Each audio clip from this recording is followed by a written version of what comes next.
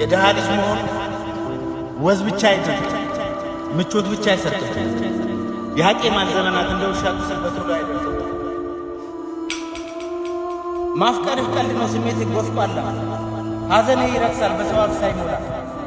አባባይም የለም አይዞህ ባይም ላንዴ። ሀብት ጭንቅላት ነው አስብበት ጓዴ። አስብ አስብ አስብ አስብ ዙሪያን አድረው በመጡ ድንጋዮች የሚመታ ልጅ አባት እንዳይኖር አሳልፈው ጋግለት የነካውን ቂጣ ባታገለ መንገድ ልጅህ እንዳይመጣ። አንዴ ከጀመረ ድህነት መርዝ ነው ከደም የማይወጣ።